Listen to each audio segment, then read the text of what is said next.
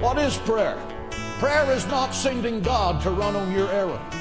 A Christian can see more on his knees than he can from his feet. Prayer is not getting God prepared to do your will.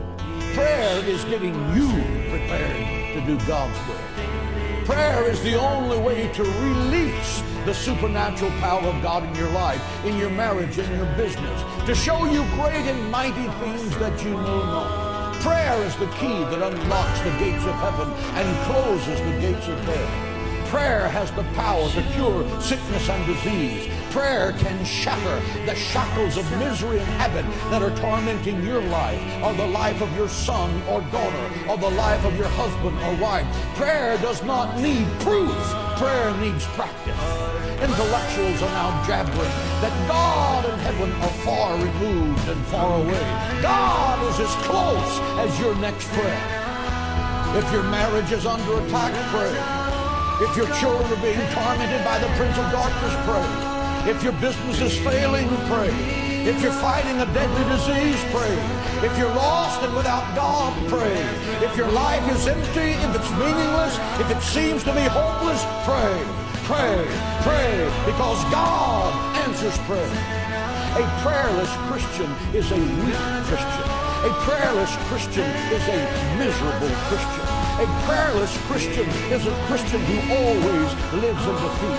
A prayerless church is a weak church. A prayerless nation is a defeated nation. A prayerless family will be a divided family. It has been said and bears saying again, the family that prays together stays together.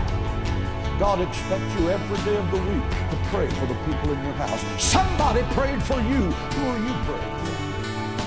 Why pray? Because God answers prayer. As powerful as God is, God cannot answer prayer until you pray. The Bible says, what you bind on earth, I'll bind in heaven. The book of Isaiah says, command ye me. This is God speaking to man, because in prayer, he has given you the authority to launch the initiative. Quit walking around in circles, wringing your hands saying, I wonder when God is going to do something.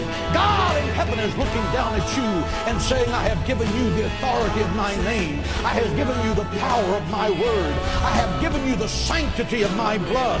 When are you going to use the power that I have given to you to blast the kingdom of hell off at the ground and announce that Jesus Christ is Lord? The initiative rests with you. Asking for things that are impossible, because with God nothing is impossible. Ask him to defeat the giants in your life, because our God is a giant killer.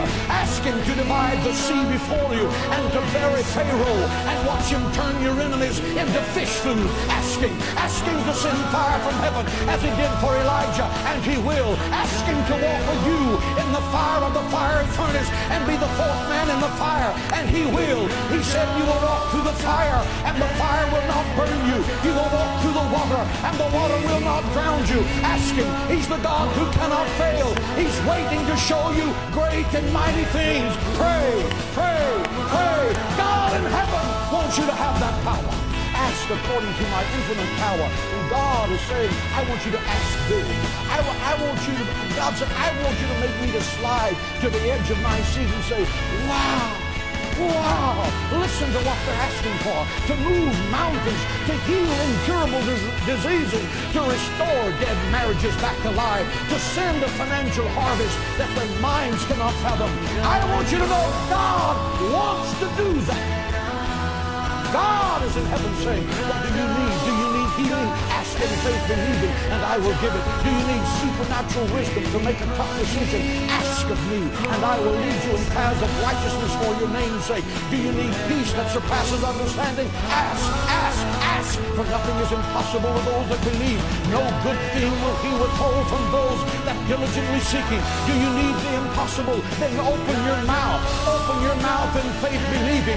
You're not talking to the President of the United States. You're not talking to Bill Gates. Both of them together can't control their next breath. You're talking to the creator of heaven and earth. He owns the cattle on 1,000 hills. He uses gold for asphalt on the streets of heaven. He moves mountains. He divides seas. He'll give you wells you didn't dig. vineyards you didn't plant, houses you didn't build. He will make you the head and not the tail, because nothing is impossible to you.